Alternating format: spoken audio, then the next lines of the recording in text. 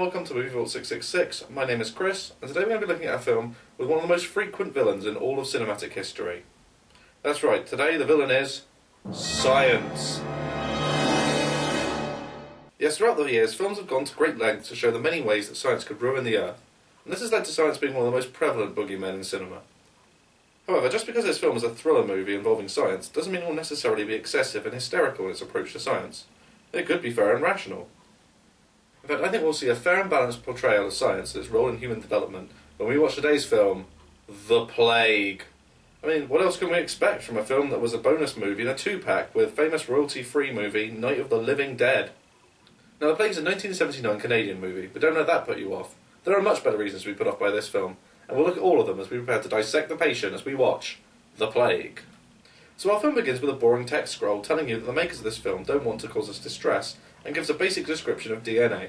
It's pretty basic, and the sentiment is probably wasted, but I can't complain too much about the text scroll. I will, however, complain about the fucking boring music.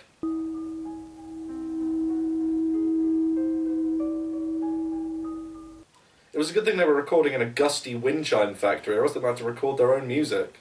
I mean, can you imagine what it would have been like if this had been overlaid on the Star Wars opening crawl?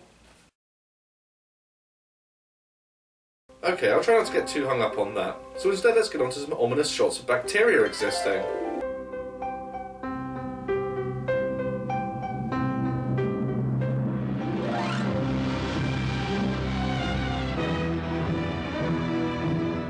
Hey movie, what the hell happened to this?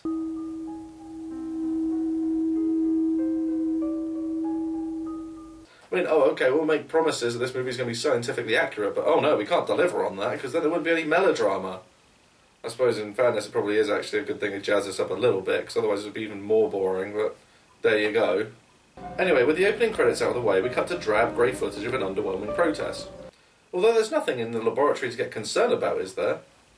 Wait a minute, what's that woman looking at under a microscope?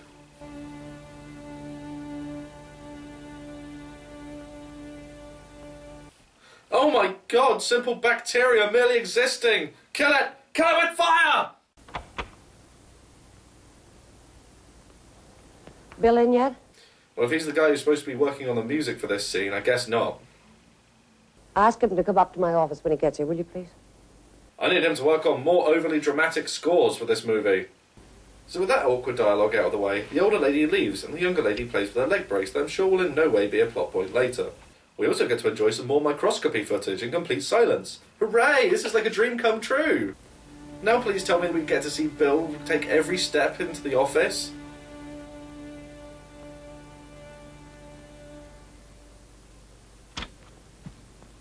What's the matter with them anyway? Oh, I guess he's just here then. Guess I can't have all my tedium in one go.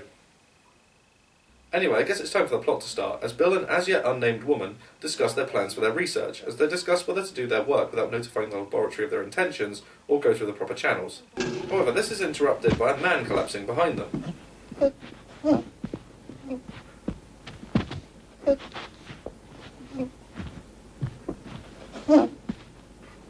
Don't worry. It's just epilepsy. Who was worried? They didn't look like they gave a shit. Anyway, with that total non-issue out of the way, Bill, and to be confirmed, get back to their conversation. You want to talk about it? I don't think they're going to give us the money, Bill. But I won't go ahead until this lab is fully checked out. Now, you know we can't take that kind of chance. Well, I've invested too much to quit. So have I. In the last 2 years, I've spent more time with you in this lab than I have with my family.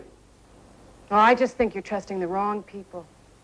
Sometimes I think they don't even want a super plague. So cut to a scene where the soundtrack has sprung back to life miraculously, where we see Bill with his children. Why did dinosaurs become extinct? The Ice Age! Because the world is always changing, and they weren't smart enough to keep up. You know, if you're going to make your message that blatant, why not just have them turn to the camera and say it? Why did dinosaurs become extinct? It must be some kind of hot tub time machine. Well, that was a calming scene, and... oh my god, bacteria! Ah! Speaking of which, Bill is pitching the idea to the laboratory officials. Now, if our new bacteria works, and I believe it will, it would take nitrogen from the air and transfer it directly into plants. That could increase their growth rate 3-4 times, maybe more. And that would put food on the tables of millions of starving people. You know, too much nitrogen could end up being a bad thing. I'd be a little bit concerned about that. That's all very well, Bill. But what happens if the M3 bacteria accidentally mutates? People won't have any immunity to it.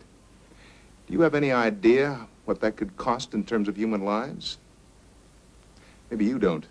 But as public health officer, it scares the shit out of me. Well, I guess there's a chance they could turn into harmful bacteria, but I'd be more worried about them not just pumping nitrogen into plants. I mean, too much nitrogen isn't too good for us humans either. You haven't been doing your homework, Dave. You don't understand our safeguards. The high containment area has a negative airflow, and nothing can escape from there. Well, his theory might not be all that well thought out, but he's right about the laboratory procedures. I think we can look forward to a nice, long, plague-free film. That is, unless some woman so obviously designed to be killed off they didn't even bother to give her a fucking name decides to break into the lab and start messing about.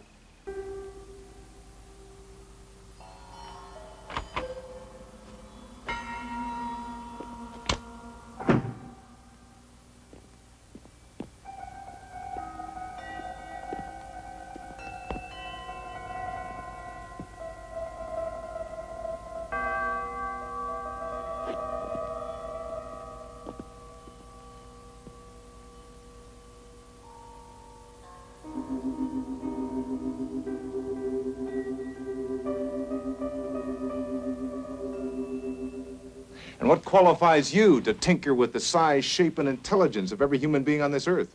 Oh, so we're here again for some reason. And what qualifies you to tinker with the size, shape, and intelligence of every human being on this earth? That's a misrepresentation. Is it? Well, I guess I should actually research these things rather than blindly dismissing them like a zealous creationist who for some reason decided to become the head of a department for research.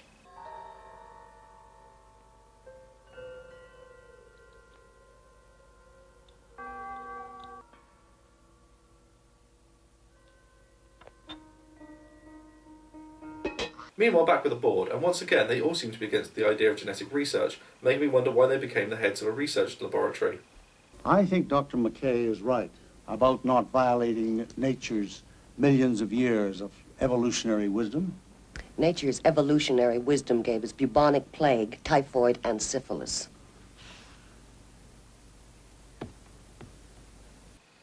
You know, if I were making this movie, I probably would have kept that awkward silence in as well.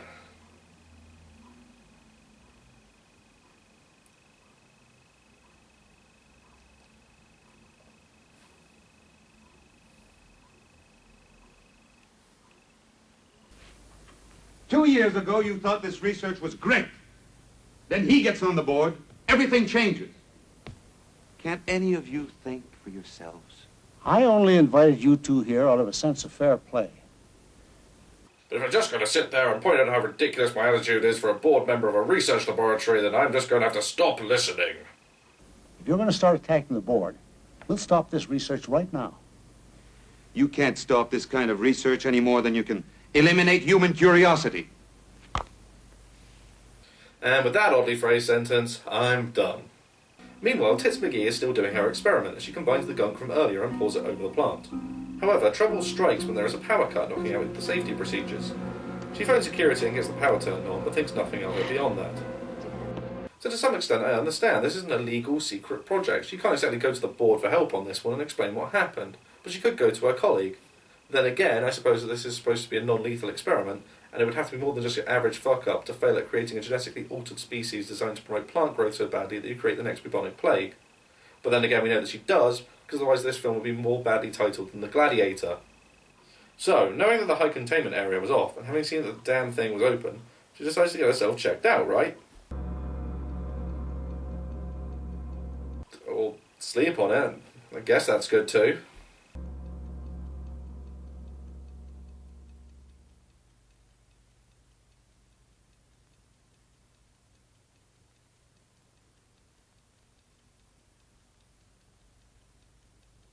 I like the zoom. It's almost as if the cameraman really does think that she might have fallen asleep.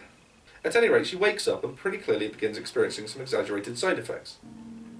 So she heads into the laboratory where it becomes apparent that she monumentally fucked up her project to create harmless bacteria, and now all the lab rats are dead. We also see that Bill is on his way into the laboratory and he arrives outside, but Dr. Science Woman has locked him out. It is at this point that we learn some vital information.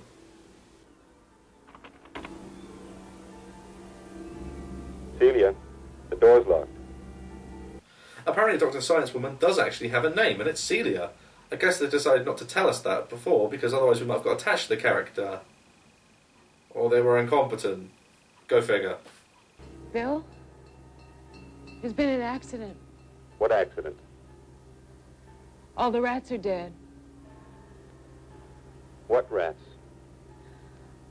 I'm sorry, Bill. I produced some M3 bacteria last night.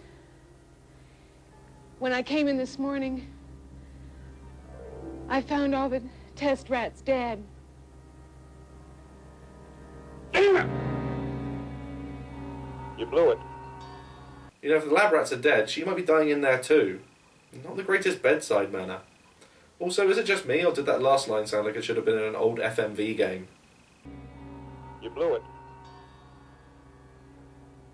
Now I have to call public health. You selfish bitch! Poisoning yourself, creating a super plague, and worst of all, making me have to do extra work!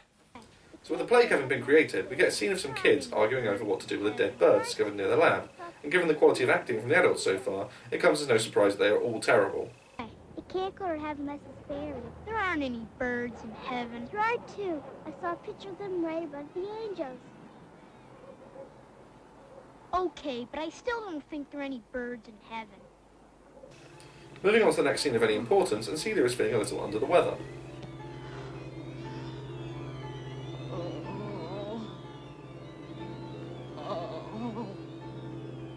Celia. I just came back to tell you that you blew it.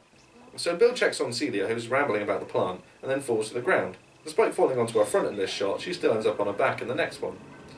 So then Celia starts doing the latest dance, and Bill just looks disappointed, then unhinged, and it turns out I was wrong about the leg brace. I mean, given that they focused on it earlier, you would have thought that it would have been involved in the release of the plague, right? But whatever. Anyway, Celia's new lying on her back and jiggling dance is so popular, members of Top Brass are sent down to find out how she did it. But meanwhile, some kid has developed the same dance entirely independently. Although once again, no one looks at all impressed or concerned, even though he's dying. Eventually, a biohazard team is sent to deal with the outbreak and the child and the rest of his class. So I guess that was supposed to be at school, nice establishment movie, and the children are taken to the laboratory along with their teacher. Additionally, a warning is given out by the health official from earlier. To all residents. Birds apparently are the carriers, and the public is warned to avoid contact and to report any dead animals to their local health unit. Dr. David Mackay, City Public Health Officer, is quoted as saying that the new bug is not lethal, but does induce extreme nausea and dizziness. With the threat currently appearing to be local, Bill calls home and tells his wife to leave the country. Hello? Hi, honey. Hi. I can't talk too long. I want you to listen carefully and do exactly what I tell you. Bill, what's wrong? Nothing's wrong. Just trust me and do what I tell you, and everything will be all right. Now, please don't ask any questions. Okay. I want you and Karen to take the first flight to London. What, you mean London, England? Oh God, don't send her there. That's the only part of this country that seems to be affected in these kinds of movies. Now, with the wife having had limited screen time, this could have been an emotional scene to give her more of a reason to be in the film. But of course Bill has all the personality of a brick and the voice of a 1940s radio announcer, so the whole thing just comes across as awkward. Anyway, having failed to establish any character, the movie then fails to establish any kind of tension. The child from before ends up dead before a few suits have to remove several women from the scene. I'd be worried about Porn Stash Cop taking women anywhere, though. Next up, Bill talks to Dr. Dave Mackay, the health officer from earlier. Dr. Mackay wants to play things safe before entering the laboratory, but Bill is a loose cannon doctor who doesn't play by the rules.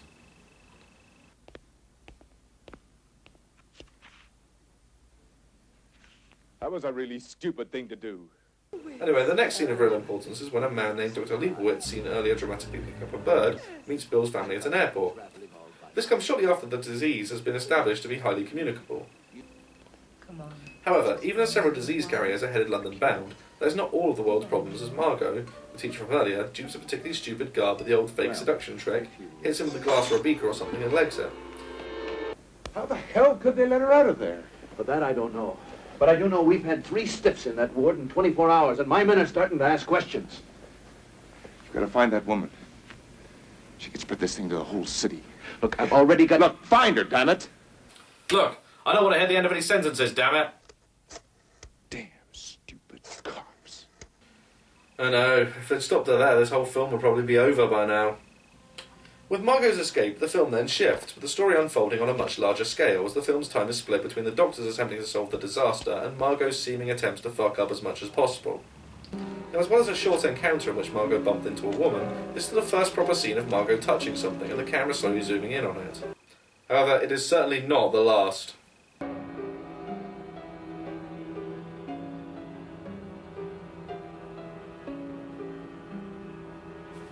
Anyway, we're then treated to a dull scene in which the disease is described that I won't bore you with, particularly as the disease's symptoms seem so far-fetched. However, I will mention that the scene is livened up slightly by the presence of a hovering boom mic. Every test 3 times, it looks as if the body literally burnt itself up with its own electrical energy. I don't know how much longer I can keep this thing quiet. Dave, you really need to slap on a citywide quarantine. And you need to do it now. Yeah, I'm working on it. But I wouldn't give you 2 bits for our chances of sealing off a city this size. We then briefly cut back to Margot as she discovers she is now wanted. We also discover that the old lady Margot bumped into earlier is now dead. Now it's around this point that the film loses all focus, as we split between Margot's seemingly endless rampage of destruction and the scientists back at the lab. We do cut to 1 or 2 other places, particularly as we try to keep up with Bill's family, but the film is mostly divided between Margot and the scientists. Now for me this is where the film completely begins to break down. Had the film established the characters better, there would be some tension as we cared about them. Instead, the characters are so bland and we spend so little time with any of them that it really becomes quite dull and uninteresting. The 2 settings also have dissimilar feels about them as well. Margot's scenes are rather dull, whilst the lab scenes are more tedious. Anyway, by now the lab has figured out that Margot is a disease carrier and is not properly affected by the bacteria, as otherwise she wouldn't have lived this long. They plan to bring Margot in so they can study how to create a cure for the disease, whilst in the meantime working on creating a virus that will target M3 bacteria. At this point, Bill's wife and child have seemingly managed to leave the movie, having boarded a plane bound for England. However, they are the least safe of them all, as during the flight, a giant shark flies 3,000 feet into the air and destroys the plane. Sorry. As you might be able to tell, I'm getting a little bit bored with this movie. Meanwhile, Margot, after taking a break to see a film that is presumably less tedious than this piece of crap, has managed to hitch a lift with a kind man. However, it quickly becomes obvious to the audience that she plans to trick him into leaving the car so that she can steal it. However, when convincing the man to leave the car for food fails, Margot decides to use seduction to attempt to trick the man into leaving the car. Sometimes it's really easy to help people. Sometimes it's really hard. And sometimes it can be just right. Riding in a car for a long time make me a little tense. How about you? Oh, I'm used to it, I guess. There's only one way I can relax when I'm tense. Oh, okay, fine. We can stop and play some Travel Scrabble. Right. So here's what they're talking about, right? What's that?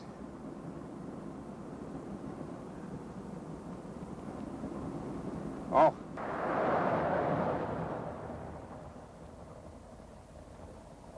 Let's get into the back seat.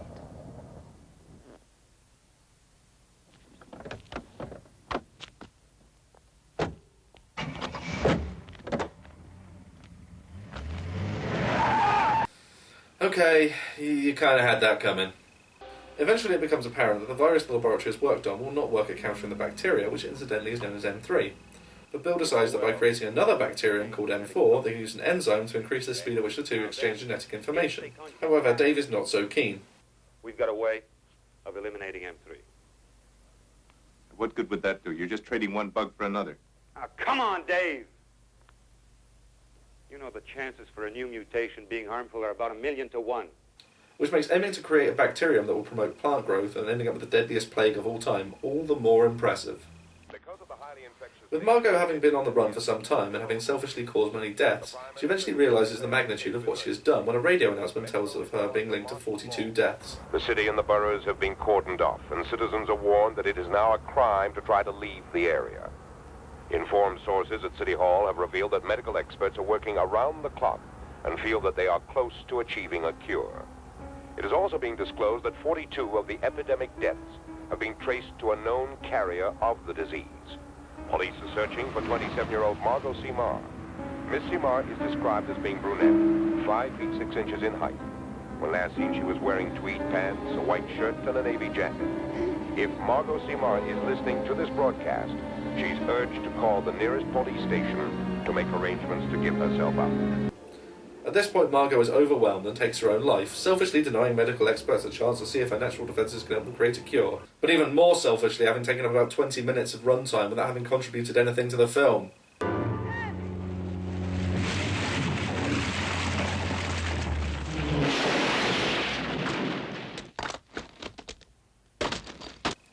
Boo! No explosion!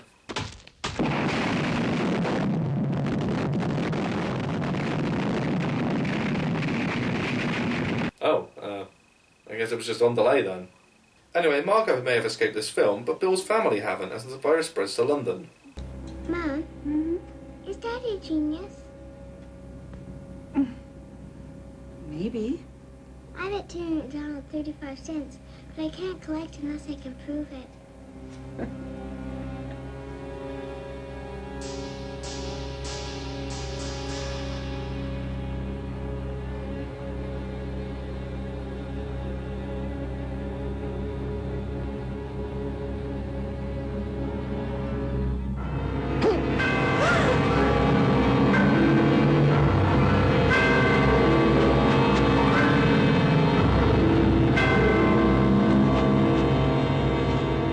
Great. I think that kid just stupided someone to death. However, worse is to come, as back at the lab, Dave Mackay keels over, having eaten one of the sandwiches Margot touched. Better get out of here while you can. It's too late. Maybe not. Get out. That's our Dave, antisocial to the end. So, with his boss, Jessica, himself, and his family all possibly infected, Bill decides it's time to spring into action and give doses of the M4. However, this goes against advice, as work is going on elsewhere to create an antitoxin that will prevent the build-up of acetylcholine as a result of the virus. With Jessica succumbing, Bill arrives in time and gives her the M4. However, as he does so, we discover that the antitoxin has been created. This means that the M4 will not be used anywhere else in the world. This leaves us ending with Bill and Jessica themselves quarantined within their lab. This ending is actually quite creepy and consistent with the way that they've played this film so far, and I actually probably would have enjoyed it had they got me attached to the characters in any way earlier in the film. However, even had they done so, I definitely still have problems with this ending. One is that shortly before we see the ending, Bill falls asleep and has a weird fake-out dream in which a ninja cuts off his head. Like much of the action, most of which I cut out of this review, it is extremely out of place. The other problem being that once this ending has been established, just look how they decide to cap it off. They destroyed the shipment of M4 we sent to London. Bill, you and I are the only people in the world that have been exposed to M4. I called while you were asleep. We're quarantined. For how long? Indefinitely. Celia's plant?